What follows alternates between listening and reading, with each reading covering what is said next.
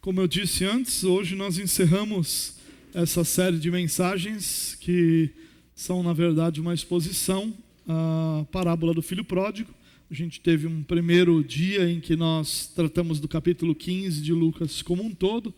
Depois, num segundo momento, nós tratamos do filho mais novo. Na terceira mensagem, a gente falou do filho mais velho. Na semana passada, nós falamos sobre o pai pródigo, o pai dessa parábola do filho pródigo. Lembrando que todas as nossas mensagens estão no nosso canal lá no YouTube, tá? É só você procurar IPB Eclésia que você encontra todas as nossas mensagens lá no YouTube. Hoje nós encerramos essa série, com essa mensagem, o filho que podemos ser.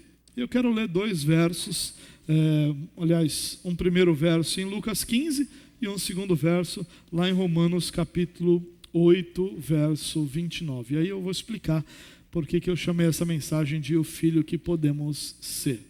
Lucas 15, verso 11, diz assim: Jesus continuou, ele começou as outras parábolas, o capítulo 15 de Lucas apresenta 3 parábolas: a parábola da ovelha perdida, a parábola da moeda perdida e a parábola dos filhos perdidos. Então, ele fala primeiro da ovelha perdida, depois da moeda, e no verso 11, Lucas diz: Jesus continuou, ou seja, ele continua essa sequência de parábolas, e ele diz assim: um homem tinha 2 filhos. E nós começamos essa série falando sobre esses filhos. Um é chamado de o filho mais novo, o outro o filho mais velho, nenhum deles é nomeado, Um é chamado do irmão mais novo, outro irmão mais velho, nenhum deles tem um nome revelado ali, até porque a ideia não é essa, a ideia é uma parábola, Uma parábola é uma história que ilustra ali uma verdade profunda que Jesus queria apresentar. Mas é interessante que Jesus, e a gente não pode esquecer isso para interpretar essa parábola corretamente, Jesus inicia essa série de parábolas por causa de um acontecimento apresentado nos versos 1 e 2 do capítulo 15. Qual é esse acontecimento? O acontecimento é que publicanos e pecadores, e a ideia de pecadores aqui são aqueles que não se encaixavam dentro da religião padronizada de Israel, e os publicanos, que eram judeus, que trabalhavam para os romanos, cobrando impostos dos judeus e levando esses recursos para os romanos e enriquecendo nesse processo. Portanto, eles eram odiados pela população, pelos religiosos judeus. Então, os publicanos e os pecadores se aproximam de Jesus para ouvi-lo. E isso aconteceu muitas vezes no ministério de Jesus. Não porque Jesus tinha uma mensagem condescendente com o pecado deles. Não porque Jesus tinha uma mensagem que tratava o pecado desses homens como algo sem importância. Não, mas porque era uma mensagem que não menosprezava-os. Os chamava ao arrependimento, os cobrava a santidade, os conduzia à verdade de Deus, mas sem menosprezá-los. O próprio fato dos religiosos judeus chamar esses homens de pecadores era um menosprezo. Publicano era uma raça da pior espécie, assim era dito pelos religiosos judeus. E Jesus não os menosprezava, ao contrário, compartilhava com esses homens a verdade eterna de Deus. E por isso, esses homens começam a ouvi-lo. Você deve lembrar, por exemplo, que Jesus, quando apresenta o Sermão da Montanha, algumas pessoas dizem assim: quem é esse camarada que está ensinando, não como os outros mestres da lei, mas com autoridade, com uma palavra que vem do céu? Então era esse o sentimento daqueles que ouviam Jesus, que havia uma autoridade celestial sobre ele, que fazia com que esses homens ouvissem.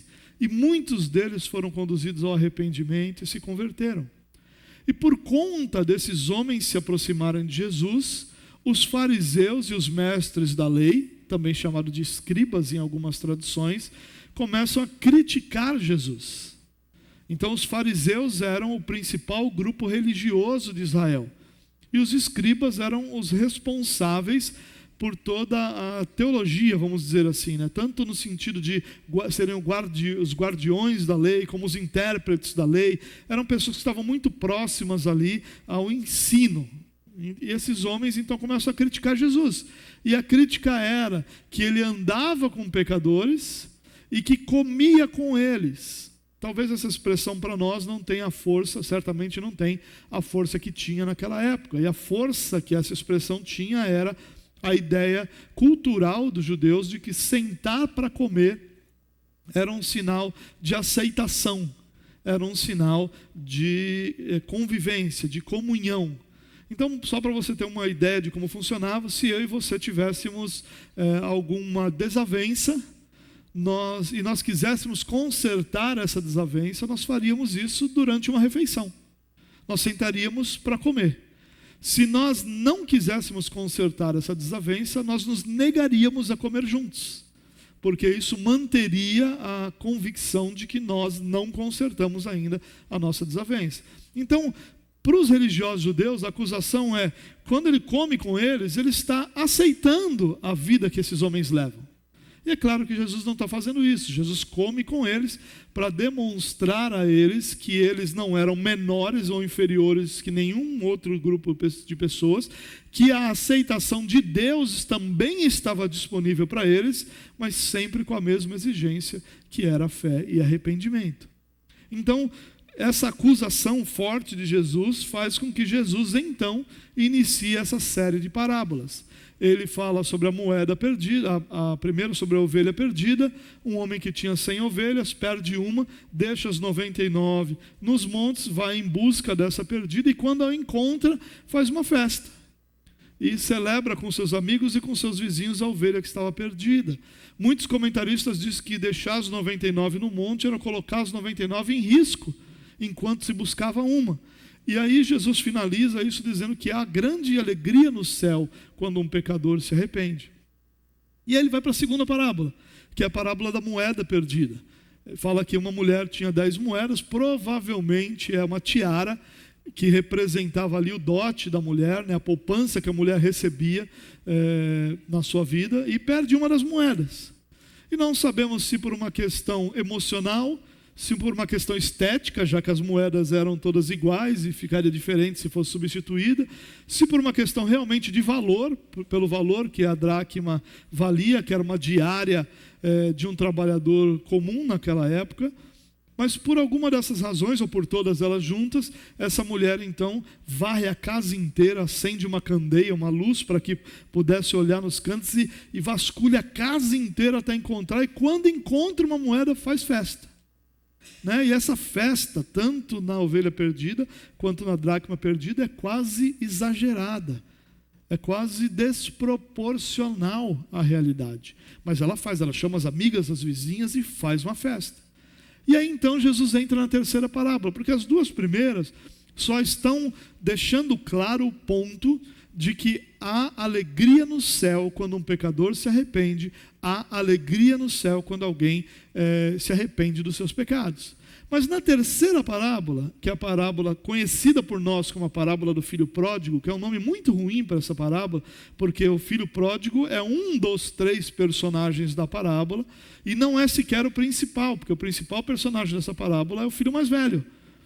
Ao filho mais velho a lição central ali. Mas essa parábola conta de uma forma muito simples, que o filho mais novo pede seu pai a parte da herança, recebe a parte da herança, o que para os judeus já seria um absurdo, porque ele está dizendo para o pai que não o quer, e que ele vale mais morto do que vivo, e que o pai concede essa herança, né? E ele vai então em busca dos seus sonhos, e ele vivendo de forma desordenada, de forma desregrada, perde tudo que tem, acaba cuidando de porcos, o que era uma humilhação tremenda, porque os porcos eram animais distantes da cultura judaica, já que os judeus não podiam comer porcos, e ele vai cuidar de porcos, ou seja, trabalhando para ímpios, e vai cuidar de porcos, e ele é tão maltratado, tão mal remunerado, que ele não tem o que comer, deseja comer as vagens que são dadas aos porcos, e nem isso lhe é concedido, até que ele cai em si.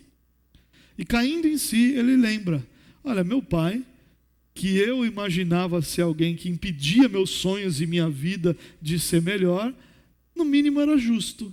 Porque quantos empregados de meu pai têm o que comer, têm onde dormir, e eu estou aqui passando por tudo isso. Eu vou para casa, não serei mais aceito como filho, mas vou dizer para meu pai: pai, pequei contra o céu e contra ti, não mas sou mais digno de ser chamado seu filho, não estou em busca do seu perdão, não estou em busca de restauração, mas me trata como um dos seus empregados, para que pelo menos trabalhando como eu trabalho aqui, eu tenha um lugar para morar e o que comer.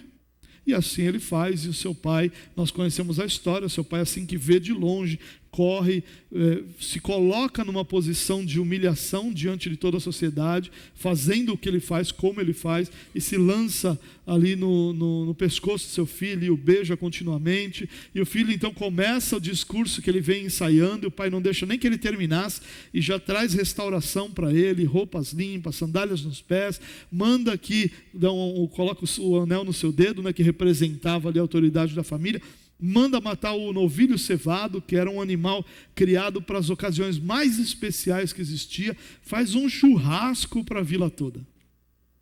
Essa alegria aí que falta para nós, né? Achou a ovelha, fez festa. Achou a moeda, fez festa. O filho voltou, fez festa. A gente não falta motivo para festa, né? Para nós. E isso talvez seja uma boa lição para a gente aprender. E dá até uma mensagem, né? Vamos fazer festa por aquilo que Deus faz. Mas o fato é que ele faz essa festa, esse churrasco. E o novilho cevado era um animal que certamente produziria, né? E que seria carne para muita gente. Então, certamente a vila toda foi convidada e estavam celebrando. E o filho mais velho, que estava no campo, provavelmente supervisionando o trabalho do campo, cuidando do trabalho da propriedade do seu pai, chegando mais tarde, por alguma razão que nós não sabemos, chega perto da casa e vê a música, vê a festa, escuta a música, e sem saber o que está acontecendo, ele não foi informado sobre nada, ele chama um dos servos ali e o intima, dizendo: o que está acontecendo? E aí o servo, na maior inocência, né, diz para ele: não, é seu irmão que voltou, estamos fazendo festa, né? E imaginando talvez que o irmão mais velho fosse se alegrar. E o que acontece? O irmão mais velho se ira profundamente.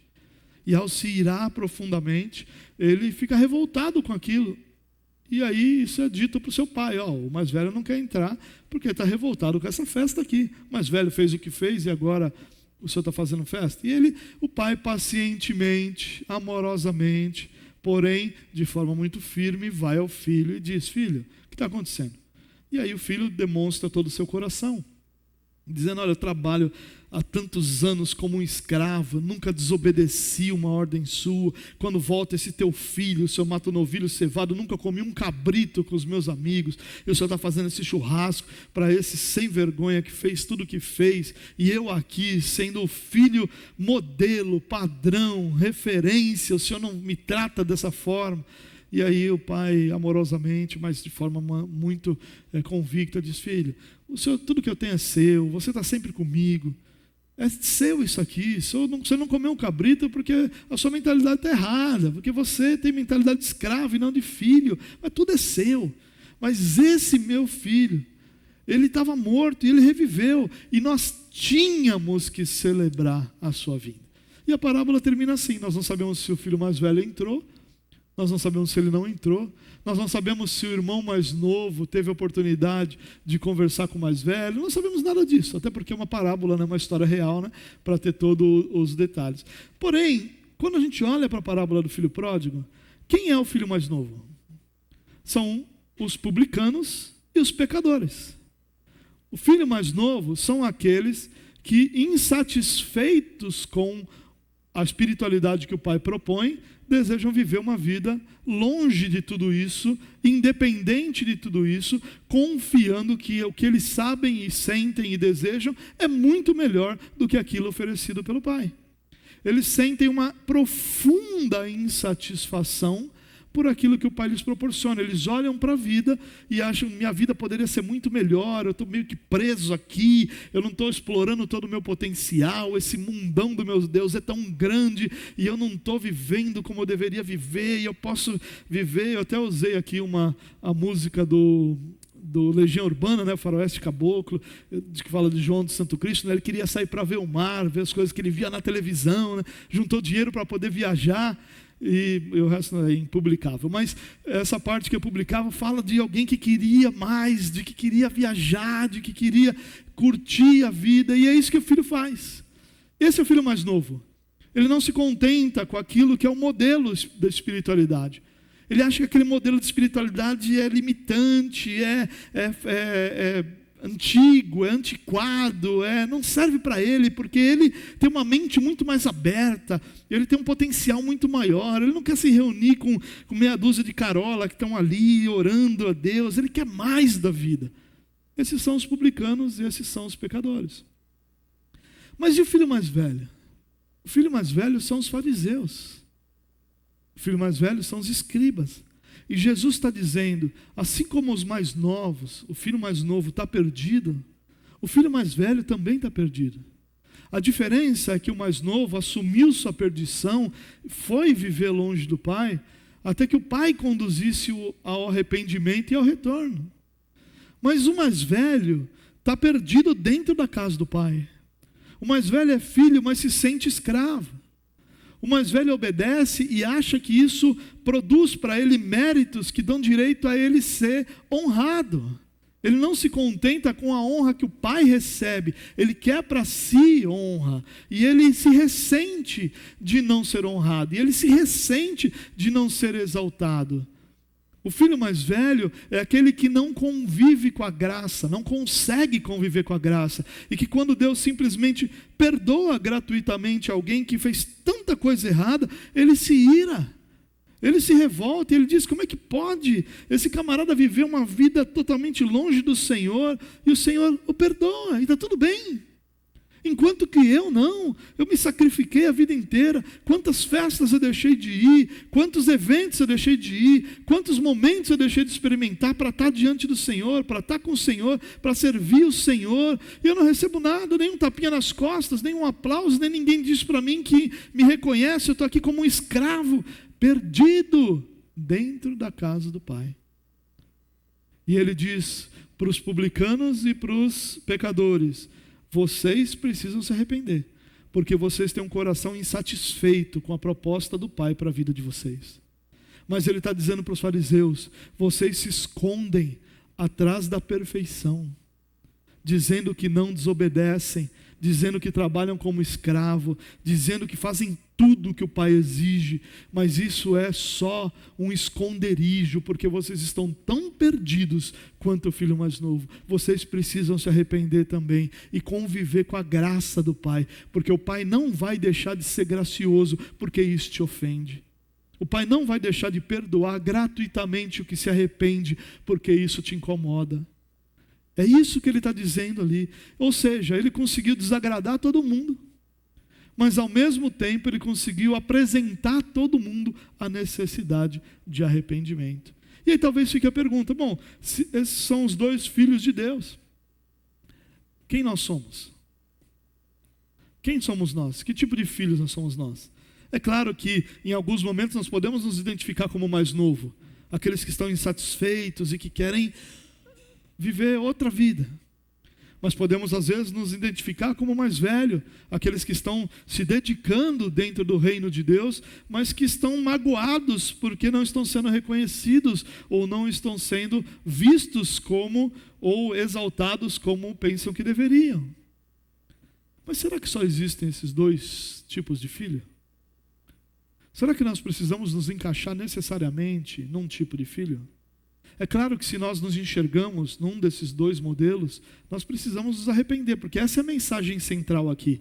O perdido precisa de arrependimento, seja ele um perdido religioso, ou seja ele um perdido insatisfeito. Há necessidade do arrependimento, porque sem o arrependimento, permanece perdido. Não importa se está dentro da casa do Pai ou não, permanece perdido. E uma das lições interessantes é que o arrependimento produziu essa festa pelo Pai. Enquanto que o filho mais velho, ele deixa de experimentar e de usufruir dessa festa, porque seu coração está magoado, porque seu coração está entristecido com essa graça que não faz sentido para ele. Graça que é exagerada, graça que, meu Deus, como é que pode ser tão gracioso assim? Agora, eu quero ler com você Romanos capítulo 8, 29, que fala de uma outra realidade para nós. Romanos 8, 29 diz o seguinte, claro que isso, talvez ler o 28 até o 30, 31, nos desse uma ideia mais completa, mas o 29 vai nos apontar a uma realidade específica que eu queria destacar aqui. Pois aqueles que de antemão conheceu, também os predestinou para serem conformes à imagem de seu Filho, a fim de que ele seja o primogênito entre muitos irmãos. Olha que interessante, quando Jesus é anunciado como aquele que vem à terra, ele é anunciado como aquele que Deus envia. E ele é identificado como o unigênito de Deus, como o único filho. Essa é a ideia do unigênito. Aqui Paulo nos fala sobre um propósito eterno de Deus. Qual é esse propósito eterno que é apresentado aqui? Que nós sejamos, e é para isso que fomos predestinados, sejamos conforme a imagem do seu Filho. Imagem aqui no sentido de caráter. Imagem aqui no sentido de como ele vive e se relaciona diante do Pai. A imagem do seu Filho, a fim de que ele seja o quê? O primogênito. Quem é o primogênito? É o filho mais velho. Aqui ele já não é mais o unigênito. Ele já é o primogênito. Entre muitos irmãos.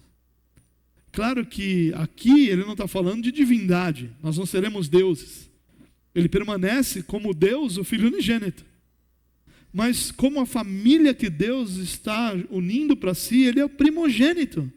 Entre muitos irmãos que somos nós. Qual é o propósito de Deus para a nossa vida? É que nós sejamos semelhantes a Jesus. Todas as outras coisas circundam ao redor dessa verdade central. Que sejamos semelhantes a Jesus. Qualquer outra realidade na nossa vida, ministério, família, vitórias, derrotas, santidade, tudo isso tem seu valor, sua importância, mas tudo isso gira em torno da verdade central. Nós fomos predestinados para sermos semelhantes a Jesus, especialmente em caráter, especialmente em relacionamento com o Pai. Porque isso se amplia muito, né? Como semelhante em que sentido? Então a gente pode focar especificamente em questões ligadas ao caráter. Esse é o propósito de Deus. Por isso a mensagem que eu queria compartilhar com você essa noite tem esse título: o filho que podemos ser. Nós não precisamos ser o filho mais novo ou o filho mais velho apenas. Porque o filho mais novo representa o insatisfeito. O filho mais velho representa o ressentido. O filho mais novo é aquele que entende que pode mais da sua vida e que não vive mais porque Deus é um impeditivo. Não é porque ele não consegue, não é porque não tem oportunidades, é porque Deus é o impeditivo. O impeditivo aqui era o pai. Tanto que ele pede sua parte na herança, permanece vivendo perto por um tempo, mas depois de um tempo até a proximidade incomodava. E ele resolve viver distante. Aí sim, completamente livre, completamente independente. Mas o filho mais velho representa o ressentido. Aquele que não vai embora. Aquele que fica. Aquele que serve. Aquele que trabalha. Aquele que se dedica. Mas ao mesmo tempo, aquele que não é feliz. Aquele que olha para o pai e vê no pai alguém que só quer dele o que ele tem para oferecer. Ele não consegue enxergar no pai a beleza de um relacionamento, a beleza do pertencer. Ele não se identifica como filho, ele se identifica como escravo. É aquele que olha para a sua vida e diz: eu não posso isso porque Deus não quer. Eu não posso aquilo porque Deus não quer. Eu não celebro a vida porque me parece que o meu Deus é ranzinza e não gosta dessas celebrações. Eu não celebro quem eu sou porque o meu pai talvez não me dê segurança, ou eu não tenha segurança no conhecimento que eu tenho do meu pai, para celebrar minha identidade. Eu vivo com medo de não ser mais isso amanhã.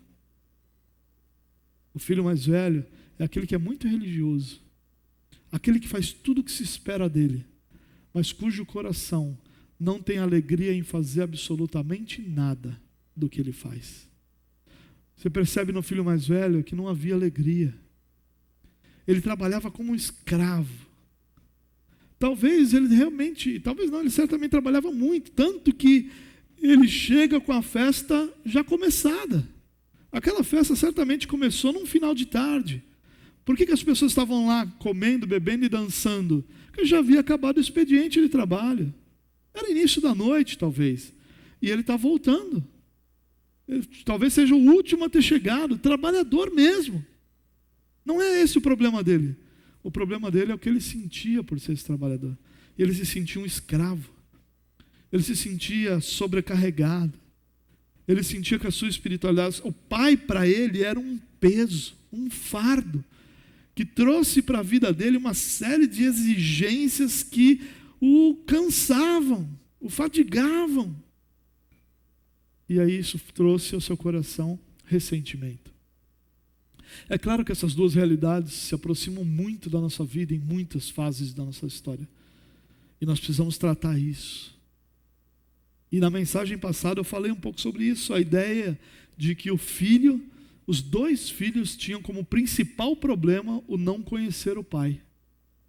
Por isso eles enxergavam o pai de forma diferente, mas ambas incorretas. Agora nós temos em Jesus o modelo do filho que nós podemos ser. O filho que nós podemos ser já foi nos mostrado, é Jesus Cristo. E se nós olharmos para como Jesus se relacionou com o Pai, nós encontraremos um modelo sobre como nós devemos nos relacionar com o Pai. Claro que eu poderia aqui apresentar talvez incontáveis características de Jesus que nós deveríamos imitar. Mas eu vou me limitar a 3 que estão conectadas aos 2 filhos. Aquilo que nós vemos nos 2 filhos e que em Jesus nós vemos de uma forma completamente diferente. Então, o filho que nós podemos ser conhece o Pai. Eu não poderia deixar de falar sobre isso de uma forma incisiva. Por quê? Por que o filho mais novo achava que a vida dele podia ser melhor longe do pai? Porque ele não conhecia o pai. Porque ele enxergava o pai segundo a sua percepção de vida. E ele, como um espírito aventureiro, desejava uma vida maior do que a que ele tinha. Ele achava aquela vida espiritual ali dedicada a Deus, cotidiana, porque a vida cristã, ela exige uma disciplina, ela exige uma constância, ela exige uma série de realidades que se repetem continuamente. Nós não fazemos isso, a nossa relação com o Senhor não é eventual, ela é rotineira. Nós não oramos eventualmente. Nós não lemos as Escrituras eventualmente. Nós não cultuamos eventualmente. Não, nós fazemos isso constantemente. Não é um evento esporádico em nossa vida, mas é contínuo. E por que ele desejava e sonhava com essa vida mais ampla? Porque ele enxergava no pai um limitador. E por que o filho mais velho era ressentido? Porque ele enxergava no pai um ditador. Um enxergava no pai alguém cuja autoridade o impedia de viver melhor. Outro enxergava no pai uma autoridade que limitava os seus sonhos, que limitava os seus alvos. Ambos estão errados por não conhecer o pai. Nenhum dos dois tinha o coração de filho. Tanto que um diz para o pai: eu quero a sua herança. Eu já falei sobre isso aqui. Talvez uma das maiores ofensas possíveis na época de Jesus era que um filho pedisse ao seu pai vivo a herança. Porque a herança pertencia primeiro ao filho mais velho, 2/3 da herança. Depois 1/3 ao filho mais novo. E o pai podia deixar tudo para o filho mais velho, se desejasse, inclusive. Mas o mais novo, que não tinha direito quase nenhum, disse para o pai: pai, eu quero a herança. O senhor vivo está me fazendo mal. Está impedindo que eu viva o que eu posso viver. Ele não conhecia o pai. Sequer ele entendia quem era o pai e achava que não ter o pai era melhor. Mas o mais velho também não conhecia o pai. Porque ele se queixa de nunca ter comido um cabrito. Quando o pai diz para ele: o que eu tenho é tudo seu. É você que está decidindo como desfrutar a vida que eu te dei. E você decidiu desfrutar essa vida de uma forma limitada. Você é o limitador da sua vida, não eu. Você que não desfruta o que eu tenho te dado. É você que não desfruta daquilo que eu tenho concedido a você. É você que não tem alegria na sua vida porque acha que a sua vida é muito pesada. É você que não tem mentalidade de filho. Enquanto um achava que o pai morto era mais interessante, o outro achava que ele era escravo e não filho. Nenhum dos dois conhecia o pai. E esse, irmãos, é um dos grandes problemas da sociedade moderna. Nós não conhecemos Deus. Nós criamos deuses que nós chamamos de Jesus, mas que em nada parecem com Jesus das Escrituras. Em nada. Um Deus tolo, um Deus fraco, um Deus que depende de nós para nos salvar. Não posso chamar de Deus alguém que depende de mim para o que quer que seja. Porque está claro no fato de que ele só pode ser Deus se ele tiver como principal atributo a seidade. A não necessidade de absolutamente nada ou ninguém para existir e para governar. Esse é o principal atributo de Deus. O principal atributo de Deus não é o amor, como a nossa sociedade anuncia. E um amor sem justiça, um amor sem ira, um amor sem verdade, um amor permissivo. Não é essa a característica do nosso Deus. O nosso Deus é, antes de tudo, alguém que não depende de absolutamente nada nem ninguém. Deus nunca esteve triste na eternidade, precisando se relacionar com alguém, e criou a gente. Até porque se alguém tivesse triste, a última coisa que ele criaria é um bando de tranqueira igual nós somos. Ele ia criar o quê? Os anjos, que cantam dia e noite: santo, santo, santo. Não tem desafinar, não tem cansar, não tem cobrança, só adoram. Não é por isso, irmãos. Mas a nossa sociedade tem tentado nos convencer que nós somos valiosos, de que nós valemos o esforço, de que Cristo fez tudo o que fez por nós. Nunca foi por nós, foi em obediência ao Pai. O Pai que nos escolheu, mas Cristo morreu por nós em obediência ao Pai. Não foi olhando para nós, foi olhando para o Pai que Ele se entrega na cruz. Foi em nosso lugar, é claro que foi em nosso lugar. Foi por nosso pecado, é claro que foi por nosso pecado. Mas se o Pai não ordena, nenhum de nós teria sido o olhar de Cristo para que Ele morresse por nós. Lembre-se disso, irmãos. É claro que há valor e dignidade em nós, porque nós somos criados à imagem e semelhança do Senhor. Não estamos dizendo que nós somos descartáveis, que a vida é descartável. Não, há dignidade na vida, independente de se ele crê ou não em Cristo. Há dignidade na vida humana, simplesmente pelo fato de que a vida humana é criada à imagem e semelhança de Deus. Isso concede dignidade à humanidade, mas não concede o valor que a nossa sociedade diz: foi por você. Não, foi pelo Pai.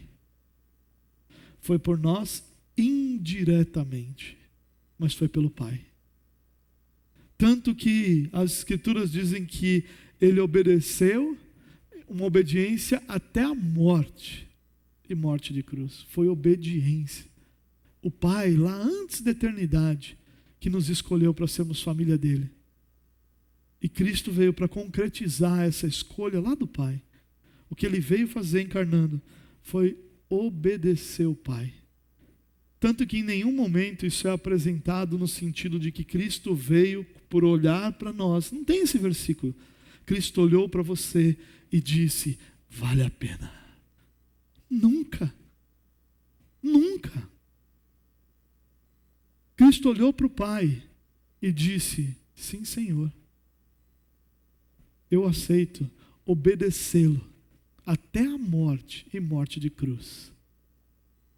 Por tua glória, para que o Senhor seja conhecido, para que todos se dobrem diante de ti. Não foi por nós, foi pelo Pai. Nós somos os beneficiados de tudo isso, é claro. É claro, as Escrituras dizem que o que ele sofreu foi em nosso lugar. É o castigo que nos trouxe a paz. É claro que tudo que ele passou para que nós não passássemos. Então é claro que nós fomos beneficiados. Mas não foi uma decisão de Jesus olhando para nós. Foi uma decisão de Jesus ouvindo o Pai. Nós não conhecemos esse Deus. Esse Jesus que nós conhecemos é um Jesus que pode ser manipulado. A gente ora assim, Senhor, o Senhor vê como eu tenho.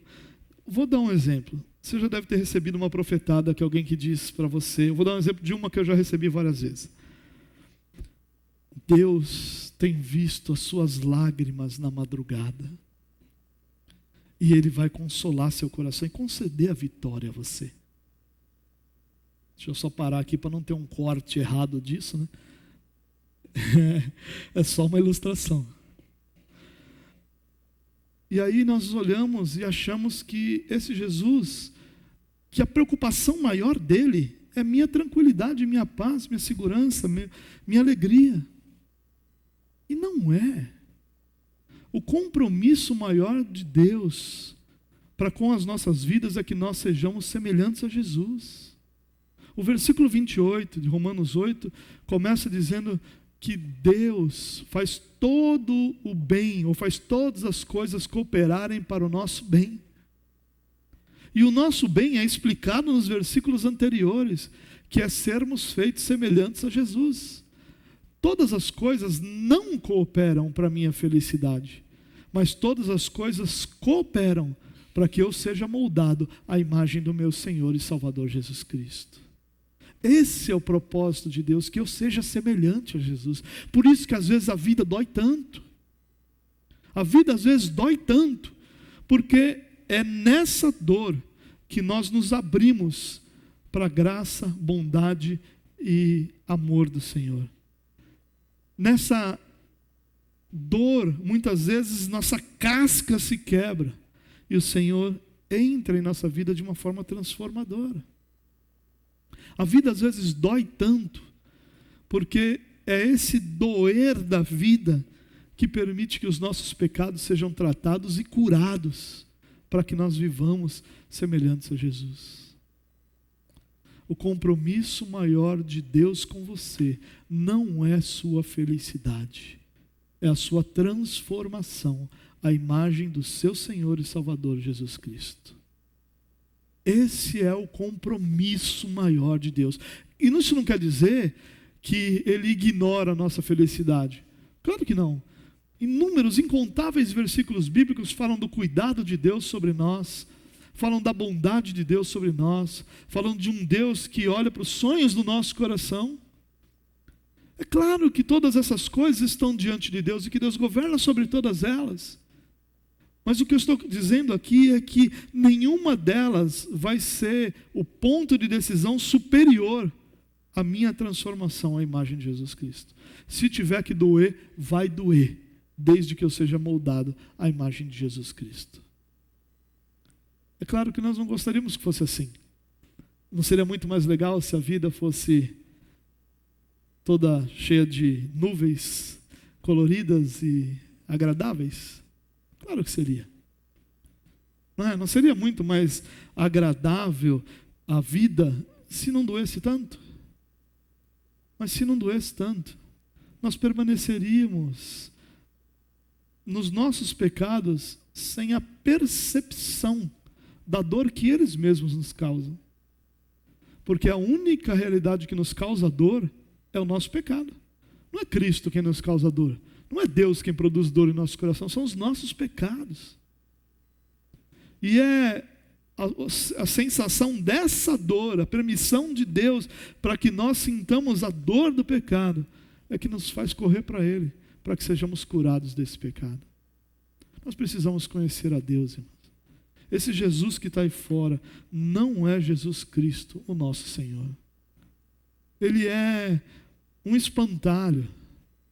Ele é uma... Jesus usa um termo para os fariseus, que é sepulcro caiado. Que ele diz que esses homens são como sepulcros. Por fora são bonitos, pintados, belos. Você olha, ó, que bonito. Mas por dentro só tem o quê? Morte. O que Jesus está dizendo ali é que a espiritualidade desses homens é maquiada. A impiedade deles é disfarçada por uma aparência de piedade. Esse Jesus que nós temos aí fora também é maquiado. É um Jesus fraco, incapaz de salvar, bonachão, que não se incomoda com o nosso pecado e com aquilo que a gente faz, cuja vida não tem outro propósito senão satisfazer os desejos do meu coração, mas que é e tem uma maquiagem. A maquiagem desse Jesus são as nossas canções, que falam que Ele é soberano, que falam que Ele é poderoso, que falam que Ele é grande. Então a nossa maquiagem é isso, é a gente dizer que Ele é, mas quando a gente cobra Ele, a gente cobra como se Ele não fosse. E aí a gente diz: Senhor, o Senhor está vendo meu sofrimento, o Senhor está vendo minha dor, o Senhor está vendo, eu não falto num culto, Senhor, como é que isso acontece? E a gente tem a pachorra de dizer: eu não aceito isso sobre a minha vida. Como assim? Como nós não aceitamos? É Deus quem governa todas as coisas. Não aceitar não quer dizer eu quero reverter isso. Não aceitar quer dizer eu acho que eu estou sendo injustiçado. É isso que é não aceitar. Lembra que Jó fala para sua mulher, quando a sua mulher diz para ele: você ainda está aí olhando para o seu Deus? Amaldiçoa-se Deus e morre. E ele diz: tu falas como uma louca. Acaso receberíamos o bem de Deus e não o mal? Olha o que ele está dizendo. Como é que nós aceitaríamos que Deus nos deu bem e não aceitaríamos que Ele nos deu mal? Ele faz o que Ele quer, porque Ele é Senhor sobre essa terra.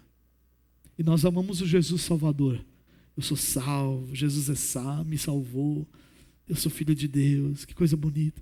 Mas nós odiamos o Jesus Senhor, porque a gente não quer ninguém mandando em nós. A gente não quer ninguém dizendo para nós o que a gente tem que fazer. A gente não quer ninguém dizendo para nós sobre os nossos pecados, nos confrontando os nossos pecados. A gente quer que tenha o nosso ego tranquilo, em paz. Está tudo bem, Jesus te entende.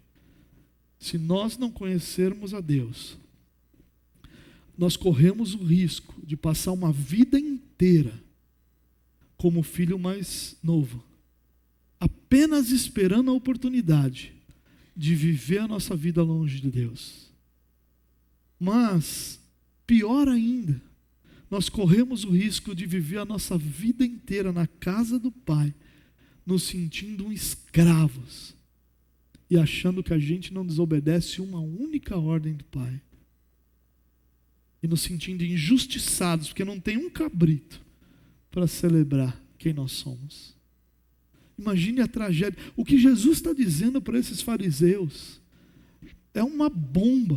Ele está dizendo: vocês se consideram o guardião da lei, os guardiões da lei, os guardiões da religiosidade. Vocês se dizem separados. Essa é a ideia da palavra fariseu.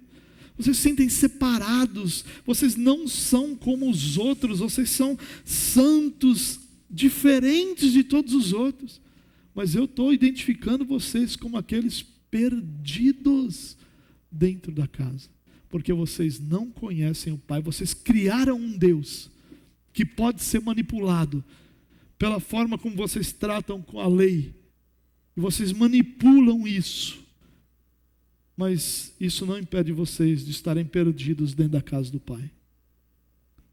Se você quer viver uma espiritualidade real, verdadeira, meu irmão, escute o que eu vou dizer para você. Não meça esforços para conhecer o Pai. Conheça o Pai das Escrituras. Para com esse negócio de sensação, de eu sentir um negócio, de deu um comichão. Olha, eu senti no meu coração. Para! Uma hora isso vai ser infarto, você vai cair duro aí. O negócio de sentir no coração é perigoso.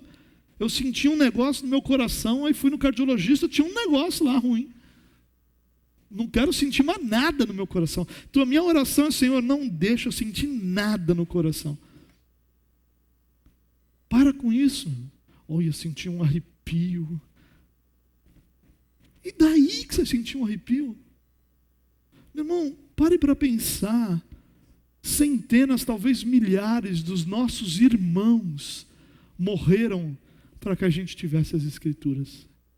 Entregaram suas vidas, traduziram as Escrituras sabendo que seriam mortos por fazer isso. Mas não temeram a morte, porque amavam as Escrituras, porque sabiam que as Escrituras são a revelação de Deus. E nós tratamos isso como nada. E queremos conhecer a Deus. É por isso que tem tanto falso profeta enganando o povo de Deus. Que o cara vem aqui, dá um sapateado para cá, um sapateado para lá, faz uma voz ali meio diferenciada, né? Porque eu lhe digo... Acho que tem que ter esse negócio, né? Eis que o Senhor está aqui. E aí pronto, você já sentiu um arrepio? Já era, irmão, já era, dançou. Aí os caras tomam até as calças do povo. E quando esse negócio acaba, são jogados fora. Não servem para nada. Porque não tem mais o que dar. Já foram espremidos, o suco já foi todo tirado.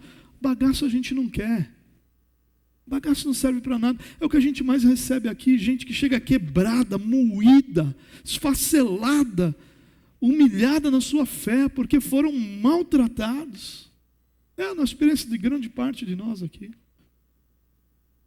Porque não conhecem seu Deus. O seu Deus não pode ser conhecido apenas por experiência. Porque experiência é subjetiva segundo o nosso padrão. O nosso Deus é conhecido pela revelação que Ele mesmo fez de si. As Escrituras. Aqui, esse é o Deus verdadeiro. Se não está aqui, não é Jesus. Pode ter o nome de Jesus, pode ter a aparência de Jesus, mas é só um sepulcro caiado. Dentro não é Jesus, dentro não tem vida, tem morte.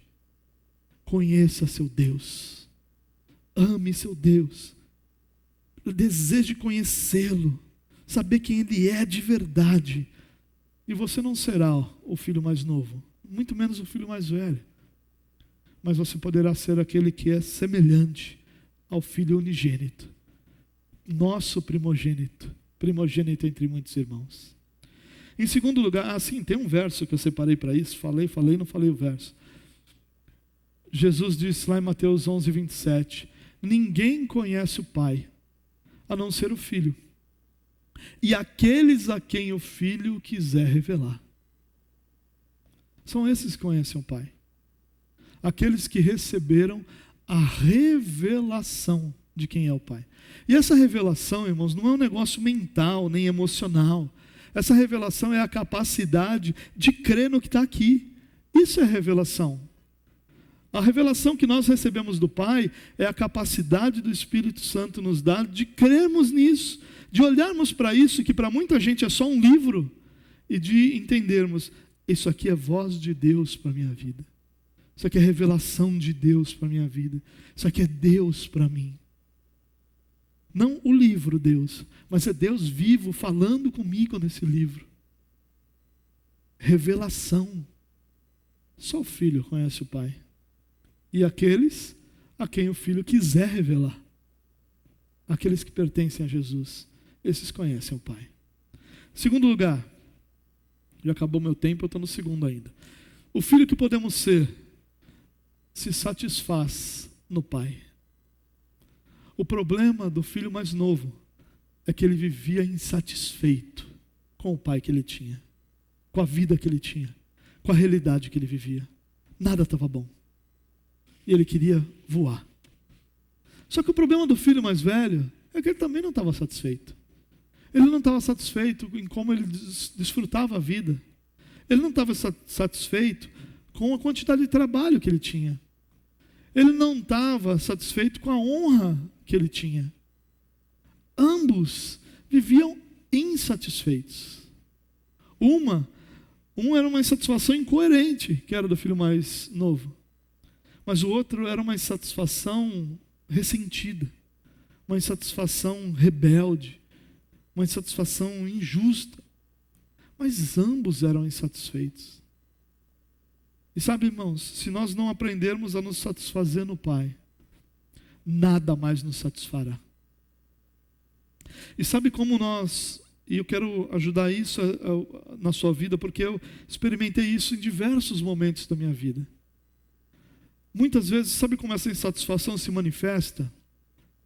No desejo por outras realidades que nunca fizeram sentido para nós. E nós nos agarramos nessas outras realidades de uma forma que elas se tornam a nossa principal realidade de vida. Acontece isso com uma profissão, acontece isso com o esporte, às vezes acontece isso com uma família, às vezes acontece isso com um hobby. São coisas que deveriam ser secundárias em nossa vida. Sim, nossa família deveria ser secundária diante de Deus. Ela tem seu valor e importância enorme, mas nunca superior ao nosso Deus. E todas essas coisas que deveriam ser secundárias em nossa vida começam a se tornar centrais. Nada é mais importante do que isso. Nada é mais importante, às vezes, do que a minha profissão. E aí eu me jogo de cabeça na minha profissão, e me entrego de cabeça na minha profissão, como se aquilo fosse a única coisa, porque há uma insatisfação no meu coração, que eu estou tentando preencher com aquilo. Às vezes é com esporte, às vezes é com a família, como eu disse, às vezes é só com um hobby.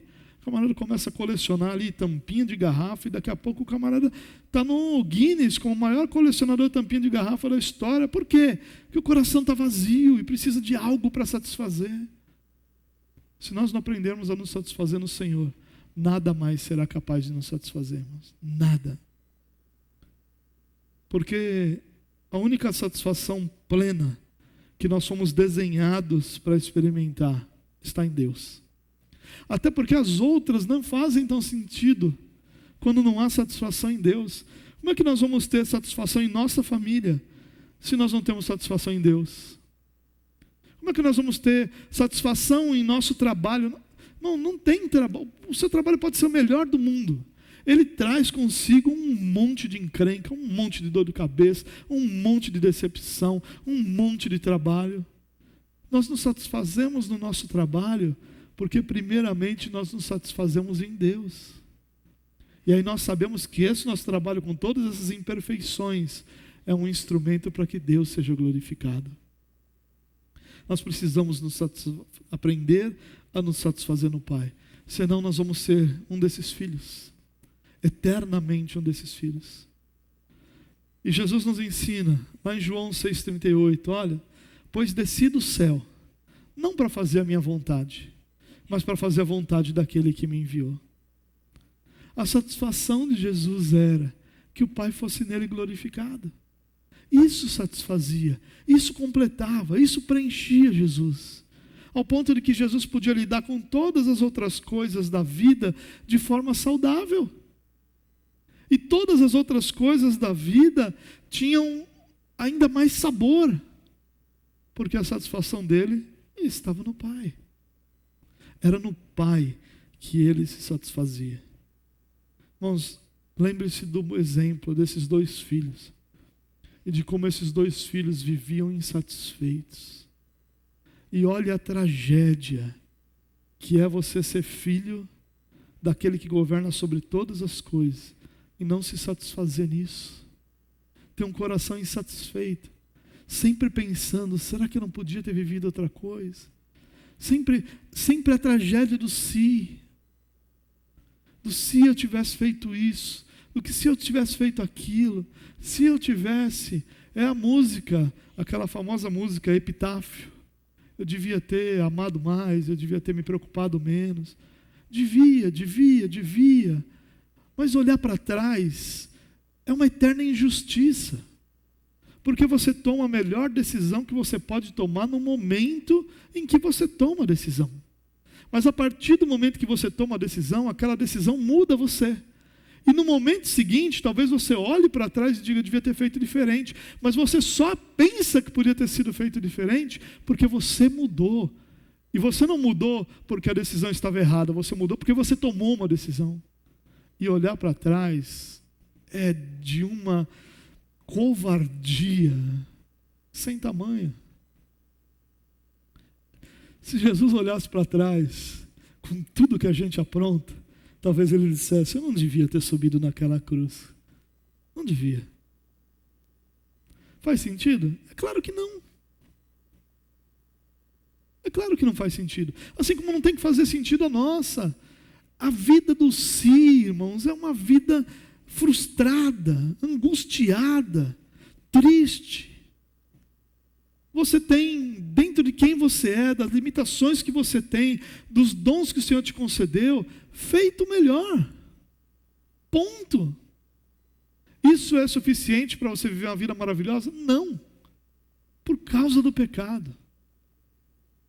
Mas deve ser o suficiente para você continuar confiando em Deus e estar satisfeito em Deus pelo que Deus está fazendo na sua vida.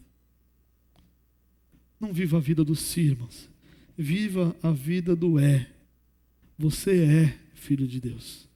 Deus é Senhor sobre a sua vida. Deus tem cuidado de você por todos os dias. Em último lugar, o filho que podemos ser depende do Pai. Nós também temos vivido um tempo em que dependência é quase um palavrão. Nós começamos por não depender de ninguém. Hoje nós falamos coisas do tipo, não vou pedir porque eu não gosto de ficar devendo favor a ninguém. Eu vou andando mesmo, eu não gosto de depender de ninguém. Vou ter que esperar 30 segundos, eu não gosto de depender de ninguém, vou andar sozinho. E nós com isso vamos nos tornando independentes, porque a gente não gosta. E a nossa vida nos massacra tanto, que toda oportunidade que a gente tem de fazer o que a gente gosta, a gente não perde. É por isso que a gente tem problema para comer. A gente olha para uma coisa e fala, não gosto disso. Você só fala isso porque o restante da sua vida te massacra e te obriga a fazer um monte de coisa que você não gosta. Ali você está no controle. Eu não gosto, eu não vou comer. E a gente vai fazendo isso. E às vezes a gente faz isso com a nossa espiritualidade. Eu não gosto disso. Eu não gosto do grupo familiar. Eu não gosto desse modelo de oração. Eu não gosto dessa música. Eu não gosto disso ou daquilo. E como eu estou ali no controle, eu vou me tornando independente. E eu não percebo que eu deixo de depender daquilo que o Pai está fazendo. E sabe, irmãos, existem muitas coisas que estão nas nossas mãos e cuja responsabilidade e decisão é nossa, corretas ou incorretas. Mas nenhuma das nossas decisões e ações são realizadas independente do Pai. Todas elas dependem do Pai. Lembra que Jesus falou, sem mim vocês nada podem fazer. Nada. É impossível viver uma espiritualidade saudável sem depender do Pai. Porque é o Pai que ilumina nosso entendimento. É o Espírito Santo de Deus que nos conduz a toda a verdade. É em Cristo que nós somos identificados como filhos. Nós dependemos do Pai para absolutamente tudo da nossa espiritualidade. E se nós decidimos viver uma vida independente do Pai, nós vamos viver a tragédia dos dois filhos. O mais novo queria viver independente. O que ele faz? Se afasta. E o que Jesus está mostrando ali é a tragédia de uma vida que vai se afastando, se afastando, se afastando, até estar completamente longe. Mas ele também mostra a tragédia que é de um filho que vai se afastando sem se mexer, cujo coração vai se afastando, cuja alegria vai se afastando. E esse filho mais velho, apesar de estar na casa do pai, diante da autoridade do pai, também se tornou independente. Independente ao ponto de dizer para o pai: eu não suporto sua graça. Eu não suporto a maneira como você perdoa esse meu irmão. Ou esse seu filho, que ele não fala meu irmão em hora nenhuma, é seu filho. Ele não suporta a alegria do pai em comemorar o pecador que volta para casa. Ele não suporta. Ele também é independente. Só que ele é um independente que não assume. Esse é aquele filho mais velho que está na igreja, está com o pai, mas não assume quem ele é. E aí ele é aquele que ouve uma mensagem e fala: essa mensagem foi boa demais, gostei. Mas daqui a pouco ele ouve a mensagem: isso aí eu não concordo muito não, deixa pra lá. E ele começa a ser independente, ele começa a escolher o que o pai faz ou o que o pai não faz. Ele começa a escolher que música ele canta, que música ele não canta. Ele começa a escolher que palavra ele ouve e que palavra ele não ouve. Ele começa a ser seletivo naquilo que lhe interessa. E daqui a pouco, essa seletividade vai produzir no coração dele essa mágoa por ele não experimentar o que ele acha que deve experimentar. Irmão, cuidado com isso. A independência é uma tragédia para o cristão. A independência é uma tragédia maior que o pecado. É um pecado também, mas é maior que uma queda. Porque quando nós pecamos, e o Espírito Santo nos conduz àquela compreensão, produz arrependimento em nosso coração, há restauração. Mas a independência no coração do filho mais velho é uma tragédia silenciosa. Eu não sou mais filho, eu sou escravo. Minha vida não reflete quem eu deveria ser. Por isso eu vou viver a minha vida, a minha maneira. É aquele que não tem misericórdia, aquele que não ama, aquele que não consegue perdoar. Irmãos, esse é o filho que nós podemos ser. Se fosse fácil, a teoria é tão bonitinha, né?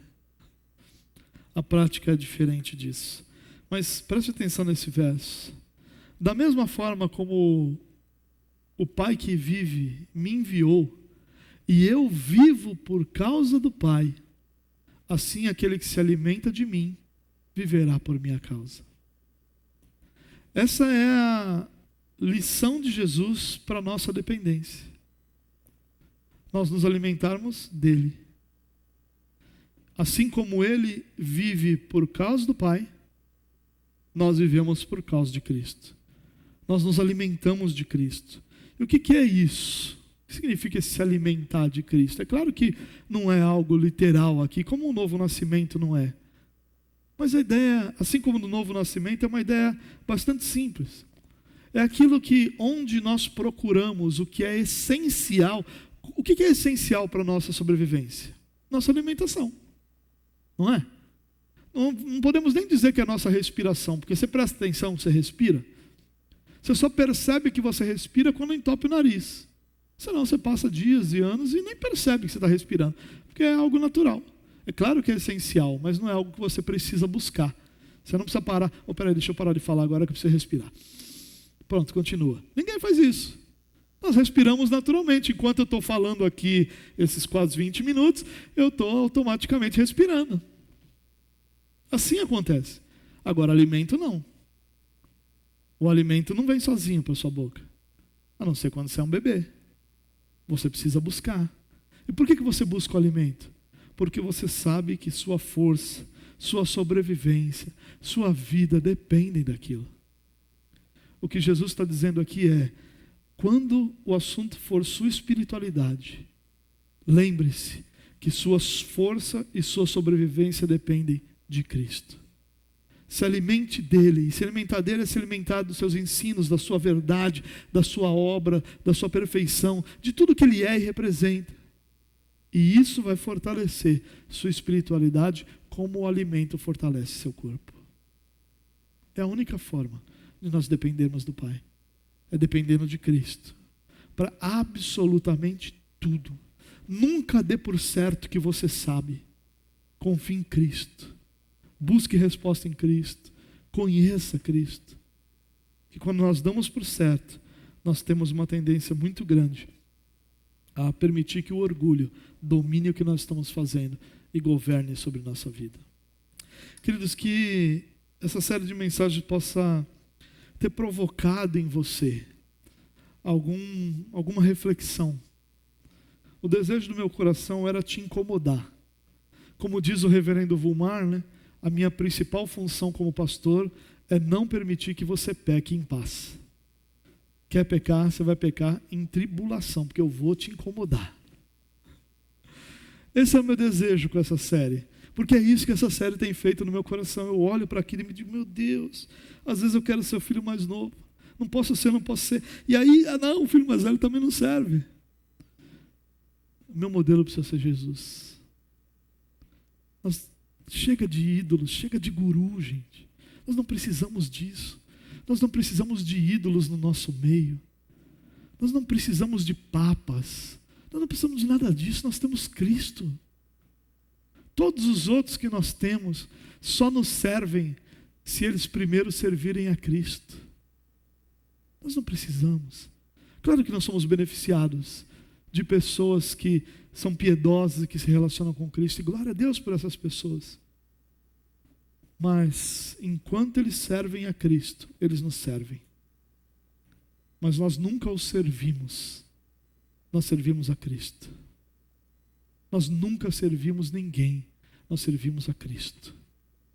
Nós não servimos gurus, mestres. Nós não temos mestres da lei entre nós que têm autoridade suprema. Nós não temos isso. Nós temos as Escrituras diante de nós. O Espírito Santo e homens que Deus concedeu para nos ajudar a compreender todas essas coisas. Que o Senhor nos ajude, irmãos, e que nossa caminhada possa ser uma caminhada em direção a sermos semelhantes a Jesus, com o nosso coração cheio de alegria e gratidão por toda a bondade de Deus sobre nós. Amém? Vamos orar? Pai, muito obrigado por esse privilégio de termos Tua palavra diante de nós e ajuda-nos a olhar para essa parábola, não com um olhar orgulhoso de não termos nunca sido o filho mais novo que abandonou e deixou a presença do Pai, nem com um olhar orgulhoso de não sermos como o irmão mais velho, sem misericórdia, que rejeita a graça, mas ajuda-nos a olhar com humildade para o nosso Senhor e Salvador, desejando no mais profundo do nosso íntimo sermos semelhantes a Ele, mas conscientes da distância que há entre o nosso coração pecaminoso, a nossa imperfeição e a beleza de Cristo. Para que ao perceber essa enorme diferença, nós possamos confiar somente nele, para nos moldar e nos levar a ser como Ele é, para a glória de Deus Pai. Que o Espírito Santo possa realizar essa grande obra em nós, nos transformando, nos moldando, nos instruindo, para que sejamos como irmãos mais novos do nosso Senhor e Salvador Jesus Cristo. Glorificado seja o Teu nome, Pai, e que o Senhor nos ajude por Tua graça e bondade. Em nome de Jesus. Amém. Amém. Queridos, hoje é o